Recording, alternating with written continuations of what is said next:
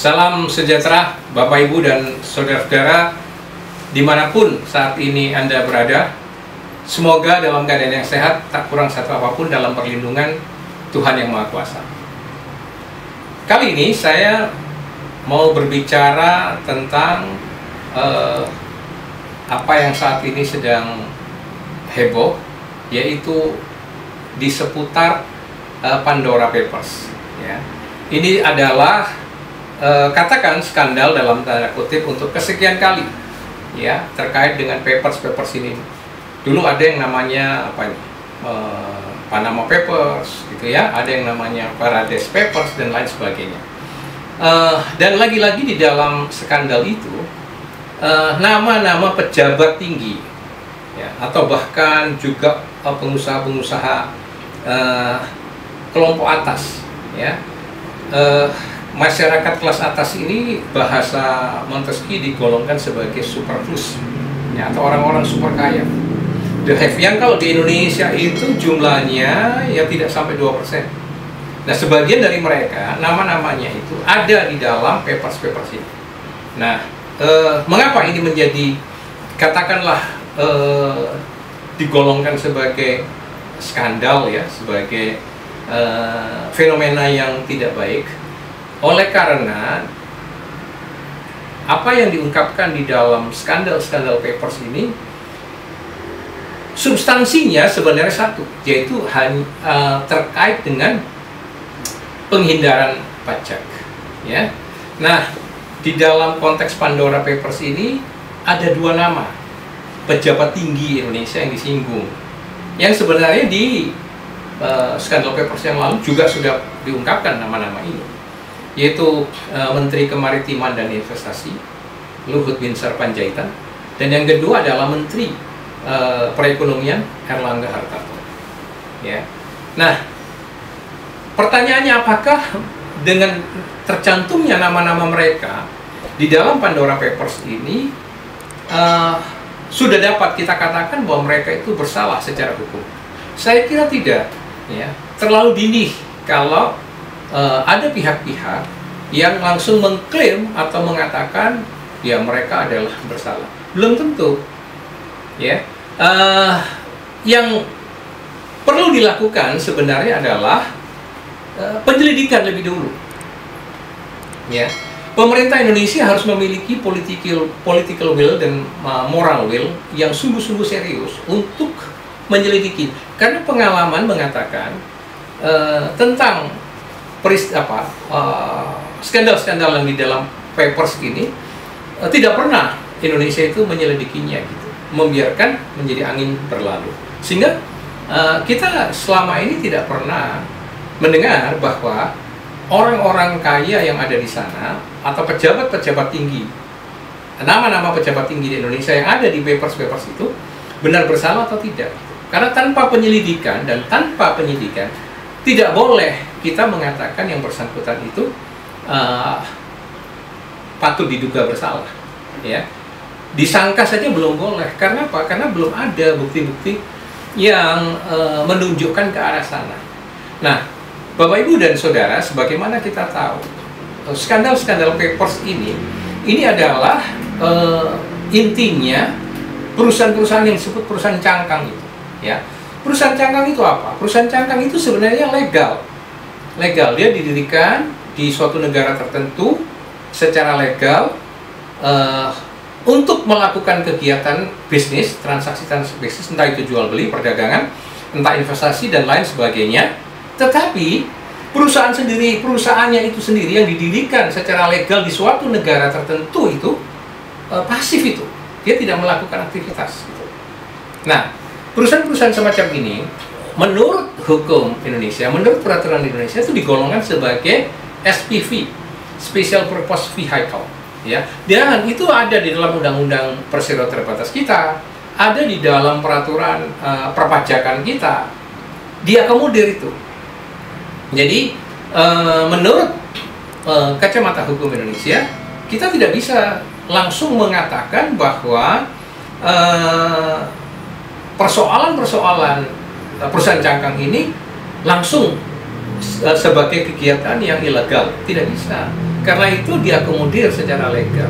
Makanya tadi saya katakan, untuk bisa menyangka seseorang atau menduga seseorang itu sudah melakukan perbuatan melawan hukum, baik itu secara perdata ataupun secara pidana, atau lebih tepat lagi secara perpajakan, manakala harus ada penyelidikan lebih dulu. Gitu. Kalau tidak ada penyelidikan dan penyidikannya, terlalu prematur ya mengatakan hal demikian. Nah, itu yang pertama, Bapak Ibu. Nah, begini, persoalannya adalah ketika ini menjadi mengemuka, maka pertanyaannya atau kecurigaan orang adalah mengapa ini menjadi heboh? Mengapa persoalan-persoalan papers ini, ya, persoalan-persoalan nama-nama pejabat atau nama-nama orang kaya yang ada di papers ini, lalu itu menjadi heboh, lalu orang terasosiasi sebagai sebuah perbuatan pidana, begitu kira-kira. Karena secara praktek perusahaan-perusahaan cangkang ini biasanya didirikan di negara-negara yang digolongkan tax haven, gitu. Negara-negara surga pajak, negara-negara yang mengutip pajak dengan tarif yang sangat rendah, bahkan ada yang 0%, gitu. Ya, itu yang pertama. Ya, sehingga asosiasi praktis dari orang-orang yang ada di sana itu adalah bertujuan melakukan penghindaran pajak, gitu. Atau lebih tepat bahkan penggelapan pajak, gitu. Karena kalau hanya menghindari pajak sepanjang itu secara legal, no problem, tidak ada masalah. Ya, ada cara-cara, gitu ya, menghindari pajak secara legal. Tapi kalau itu penghindaran pajak yang secara ilegal, ya tentu itu yang disebut tax evasion namanya. Nah, itulah yang nanti menjadi persoalan pidana pajak, gitu. Nah, secara umum dan praktisnya biasanya memang perusahaan-perusahaan yang disebut SPV atau perusahaan-perusahaan cangkang itu didirikan memang untuk tujuan dan maksud tadi melakukan penggelapan pajak itu, ya. Karena gini, kalau secara normal orang boleh nggak berkegiatan di luar negeri, warga negara Indonesia melakukan kegiatan di luar negeri, boleh-boleh saja kan. Ada TKI TKW kita bekerja di luar negeri, mereka juga membayar pajak di sana sebagai TKI TKW, entah itu di Arab, entah itu di Malaysia, entah di Taiwan, entah di Hong Kong dan sebagainya, boleh aja. Nah, tinggal nanti persoalannya mereka sebagai warga negara Indonesia, ya, karena di dalam pajak itu menganut penghasilan dalam konsep yang disebut worldwide income, dan berdasarkan prinsip nasionalitas mereka, maka mereka wajib juga melaporkan kembali penghasilannya di Indonesia. Mereka wajib menyetor SPT-nya di Indonesia. Jadi nanti kalau mereka sudah di sana dikenai pajak, bekerja di sana menerima penghasilan di luar negeri lalu membayar pajak di negara yang bersangkutan, boleh, itu memang negara sumber yang berhak mengutip pajak atas mereka. Tetapi pada sisi yang lain, karena mereka sebagai warga negara Indonesia berdasarkan prinsip nasionalitas dan berdasarkan prinsip penghasilan yang bersifat worldwide income itu, mereka juga wajib tetap melaporkan SPT-nya di Indonesia. Lalu tinggal dibandingkan. Kalau dibandingkan dengan tarif pajak Indonesia, inilah pembayaran pajak mereka sama atau lebih besar, ya sudah, itu adalah untuk mereka, ya. Tapi kalau kurang, tetap harus bayar selisih kekurangannya itu, gitu. Itu kalau yang normal. Itu kalau yang jujur. Nah, begitu juga orang berdagang, WNI berdagang di luar negeri, berbisnis di luar, banyak kan? Di dalam konteks internasional bisnis bisa terjadi. Tapi kalau yang normal, yang jujur seperti itu. Mereka dikenakan pajak di negara sumber di mana mereka berdagang, berbisnis itu, melakukan international trade, bisa, wajar saja. Tapi kalau yang benar, selain mereka membayar pajak di sana, ya, mereka juga harus kembali membayar pajak di dalam negeri. SPT-nya harus lapor, ya. Jadi memang yang normal seperti itu. Jadi berbisnis di WNI, berbisnis di luar negeri boleh-boleh dalam konteks internasional bisnis, bahkan bagus, positif kan. Tetapi kalau yang normal, yang benar ya begitu. Mereka membayar pajak di negara-negara di mana mereka menerima atau menjadi sumber penghasilan mereka. Tapi di sisi yang lain mereka tetap harus lapor SPT-nya ke sini, lalu kemudian dibandingkan dengan tarif di sini. Nah, untuk tarif PPh Badan itu saat ini yang berlaku adalah 22%. Ya, dari laba kena pajak. Saya ingin mengkoreksi pernyataan dari Pak Said Didu itu yang mengatakan tarif pajak kita 35% itu salah. Ya, tarif pajak badan yang benar itu saat ini yang berlaku, bahkan nggak jadi itu diturunkan, tetap 22% ya. Dengan adanya kemarin itu adanya harmonisasi peraturan perpajakan, rencana yang sebelumnya menurut Undang-Undang Pemulihan Ekonomi Nasional dalam rangka Covid itu kan tahun ini itu menjadi 20%, tetapi tidak jadi ya. Menteri tetap dan DPR setuju tetap mempertahankan di tarif 22%. Jadi sekali lagi saya ulang, Pak Said Didu, informasi Anda salah. Tarif PBH badan itu bukan 35%, tapi 22%. Ya. Nah, kemudian kalau itu dari laba itu setelah dikenakan pajak, biasanya menjadi laba ditahan, kemudian dibagi menjadi dividen, dan dividen itu benar kena pajak lagi, tapi dalam konteks pajak orang pribadi. Di Indonesia tarifnya 10% final. Ya, final artinya ya sudah non deductible, itu selesai, hilang, tidak bisa dikreditkan, tidak bisa Anda kompensasi dengan kewajiban pajak yang lain misalnya ya. Jadi 10% juga bukan 35%. Sekali lagi saya koreksi pernyataannya Pak Said Didu ya. Tetapi tarif pajak seperti ini mungkin memang sudah dianggap sangat besar gitu, karena laba perusahaan itu kena 22%. Katakanlah kalau orang punya labanya saja sebagai contoh 1 miliar, dia sudah harus membayar ke negara 220 juta gitu ya. Kemudian kalau dari 1 miliar ini dibagi-bagi lagi menjadi dividen, katakan 3 orang misalnya, berarti setiap orang menerima lebih dari 300 juta ya, dia juga kena lagi 10%, berarti lebih dari 30 juta lagi dia harus membayar. Nah, ini yang kemudian mungkin oleh para pengusaha, ini kan khususnya para pengusaha kan, ya, mindsetnya yang profit oriented itu dirasakan berat.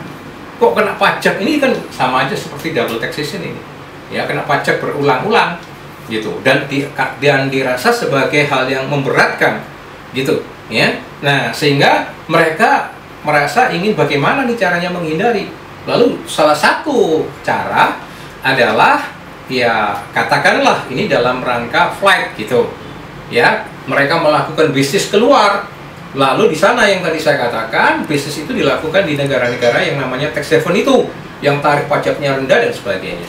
Nah, di dalam konteks ini maka masyarakat wajar menduga ini merupakan praktek yang tadi manipulasi laporan keuangan, khususnya manipulasi laporan penghasilan mereka, lalu juga melakukan penghindaran dalam konteks penggelapan pajaknya, sehingga mereka tidak membayar pajak sebesar itu di Indonesia ya, dengan tarif 20% dan 10% tadi gitu. Nah, itulah yang mereka upayakan, yang mereka lakukan. Pertanyaannya, apakah hal ini sulit untuk di tracing, untuk di vouching, untuk dilacak oleh pemerintah Indonesia? Sama sekali tidak ya, Bapak Ibu dan Saudara. Kita harus tahu di pajak itu memiliki salah satu direkturnya adalah direktur intelijen ya.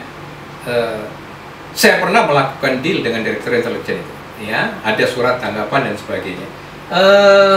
Artinya begini, saya mau mengatakan begini, untuk direktur jenderal pajak itu sebenarnya adalah institusi yang menurut saya paling powerful, karena di sanalah, di institusi itulah paling mengetahui kondisi setiap warga negara, khususnya kondisi keuangan, kondisi kekayaan. Karena di situ ada laporan-laporan yang mereka terima dari KPP itu, SPT itu. Mereka tahu persis siapa orang-orang kaya, siapa orang-orang yang punya kapital di luar, dan itu DJP paling tahu. Apalagi ditunjang dengan teknologi, pasti paling tahu. Jadi oleh sebab itu kalau mau memvouching atau men-tracing atau melacak apakah pejabat-pejabat tinggi negara ini atau orang-orang kaya Indonesia ini melakukan penggelapan pajak, mereka pasti sanggup, mereka pasti bisa. Saya percaya itu. Tergantung sekarang political will dan moral will dari pemerintah, apakah mau menegakkan yang disebut dengan good governance. Ya, itu dulu masalahnya. Punya nggak kemauan politik dan kemauan moral untuk menegakkan satu pemerintahan yang baik, yang bersih. Dengan apa? Ya tadi, pelacakan, memvouching, men-tracing, menyelidiki. Begitu. Nah, itu kemudian pajak itu sudah memiliki perjanjian internasional yang namanya Automatic Exchange of Information. Ya, itu sudah meliputi ratusan negara di dunia ini. Lalu di tingkat bilateral dikonkretkan kembali ke dalam perjanjian perpajakan bilateral. Ya, bukan hanya menyangkut perjanjian perpajakan internasional, menyangkut tentang apa namanya yang disebut P3B, ya, tetapi lebih jauh daripada itu, yaitu meminta data kekayaan, aset atau keuangan setiap warga negara Indonesia yang ada di negara-negara lain. Dan saya yakin Indonesia sudah memiliki beberapa perjanjian bilateral itu, ya. Jadi di tingkat internasional itu sudah ada perjanjian payungnya yang global itu. Kemudian di tingkat nasional itu sudah ada undang-undang tentang akses keuangan untuk kepentingan pajak. Jadi saya mau mengatakan begini, boleh saja WNI itu bermain bisnis di luar negeri, di negara-negara tetesan, tapi pada titik tertentu di mana uang mereka itu masuk ke dalam sistem perbankan, pasti terbongkar, pasti terlacak gitu. Mereka bayar pajak atau tidak. Ya, apalagi ada PPATK. Di negara-negara lain PPATK ini kan juga sudah ada, ya, dalam berbagai macam nama gitu ya. Dan itu bisa kerjasama semua. Jadi pasti ketahuan.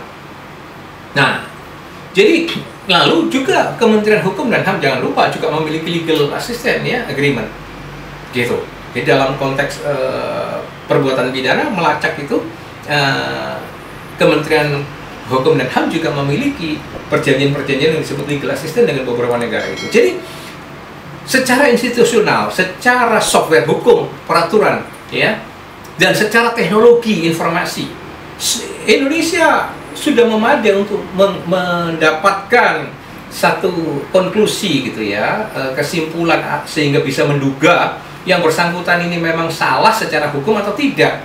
Sekali lagi asal ada kemauan politik dan kemauan moral dari pemerintah, ya, untuk menegakkan good government-nya gitu. Kalau tidak, kita akan menjadi, ini semua menjadi pepesan kosong, hanya menjadi sekedar cerita. Ya, dan sebenarnya ada beberapa teman kemarin, kalau saya nggak salah, ada siapa itu, Prodem atau siapa, mendemo KPK.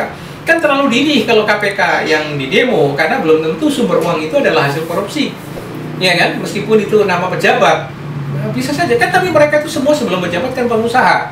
Pak Luhut itu meskipun jenderal kan dulunya jenderal, tapi setelah pensiun kan menjadi pengusaha sekarang.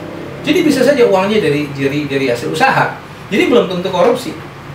Tetapi apakah yang namanya Pak Luhut, Pak Erlangga Hartarto itu melakukan penggelapan pajak? Harus ada penyelidikan dulu, gitu. Dan kalau memang Indonesia mau, pemerintah Indonesia mau, semuanya sudah menunjang, baik hukumnya, peraturannya, masih teknologinya, semua sudah menunjang, sudah sangat bisa, ya.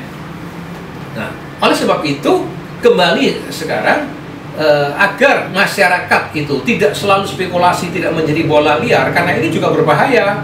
Apalagi nanti menjelang di 2024 tetap ada efek politik, elektabilitas mereka, ya, nama baik mereka dan sebagainya. Sehingga menurut hemat saya, yang pertama Pak Luhut dan Pak Erlangga harus menjawab, menerangkan ini posisi mereka itu di Pandora Papers ini, ya. Yang kedua, pemerintah harus, menurut saya, kewajiban moralnya, kewajiban politiknya, ya, merespon dan melakukan tindakan konkret, yaitu melakukan penyelidikan. Nah, sekarang ketika kita sudah tahu duduk masalah bahwa berbisnis di luar negeri itu sah-sah saja, termasuk kalau menggunakan SPV itu juga menurut konteks hukum Indonesia juga sah, nggak ada masalah, ya, asalkan sekali lagi segala sesuatunya diungkapkan dengan jujur dan jelas melalui pelaporan.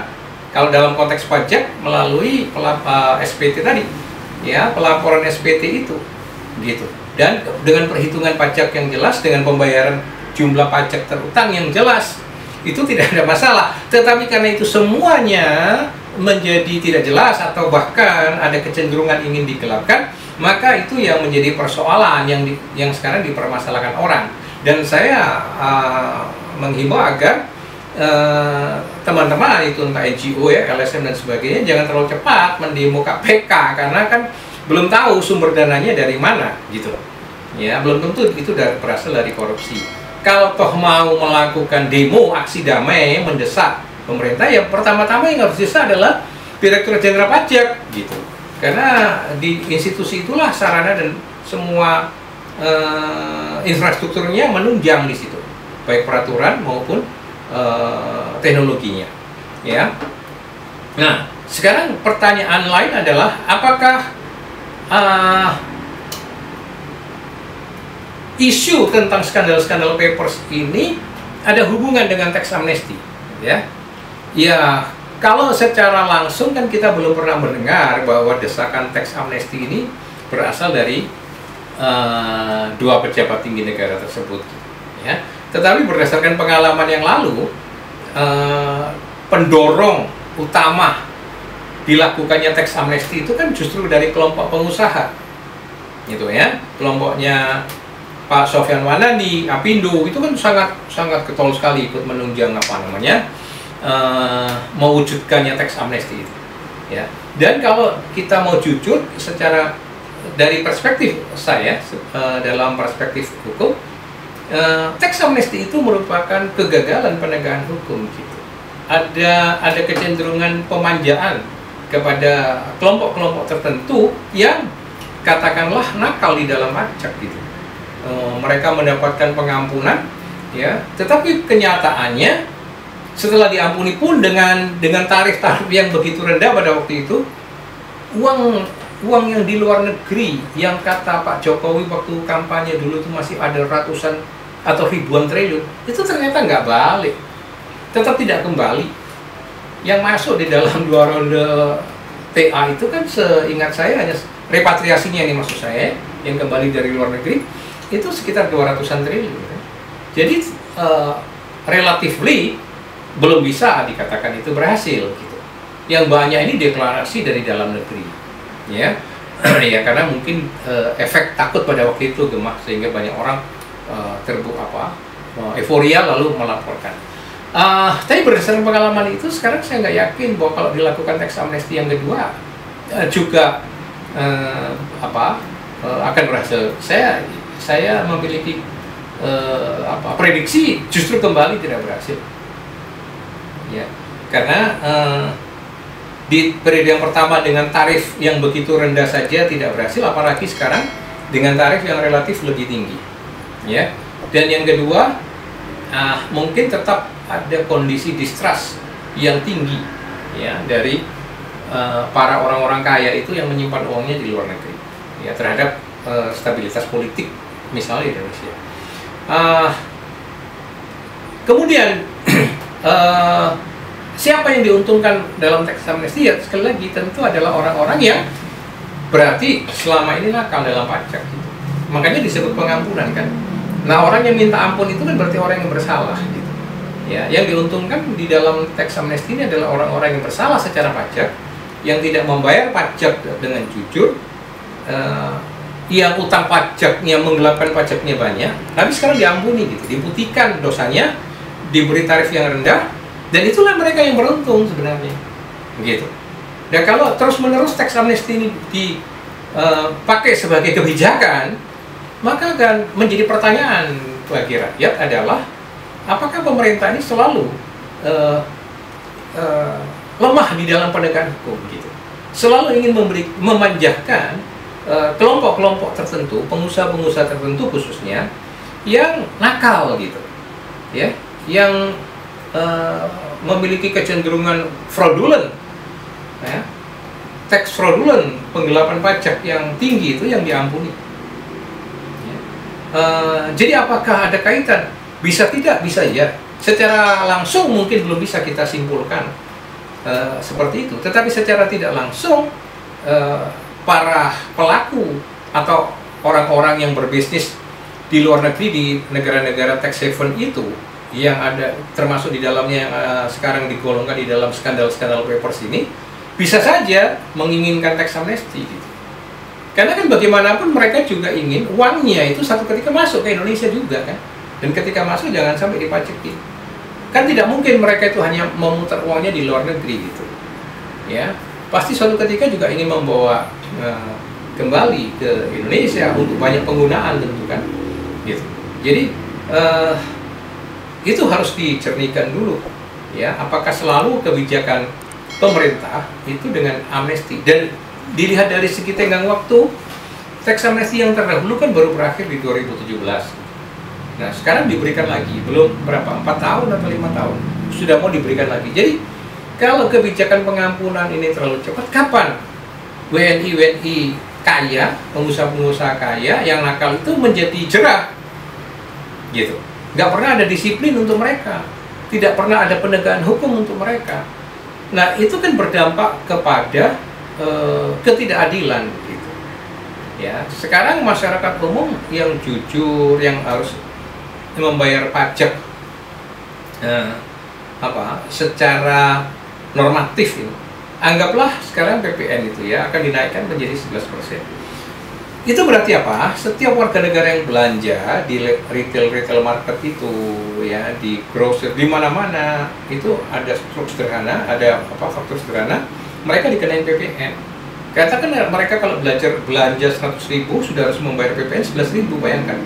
Dan itu jumlah orang yang setiap hari belanja seperti itu kan mencapai ratusan juta orang. Nah, di dalam PPN itu, orang hanya bisa mengkreditkan pajaknya kalau dia menjadi PKP. Kalau tidak akan hilang, seperti dia terkena pajak final, 10% itu. Jumlah WP yang PKP dengan jumlah warga negara Indonesia yang bukan PKP, yang membayar pajak begitu saja, itu kan jauh lebih banyak. Ya, masyarakat luas itu. Nah, itu semua terbebani oleh pajak. Mereka tidak akan bisa menghindar itu.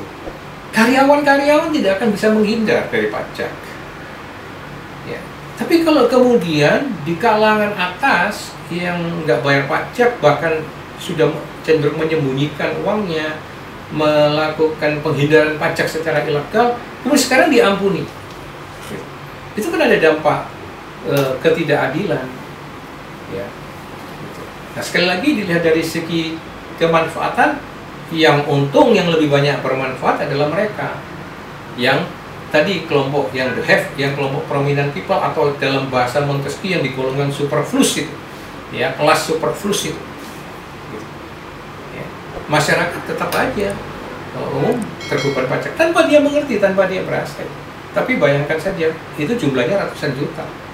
Ya, yang orang setiap hari belanja mengeluarkan uang untuk dengan beban, berarti ada beban yang lebih tinggi gitu.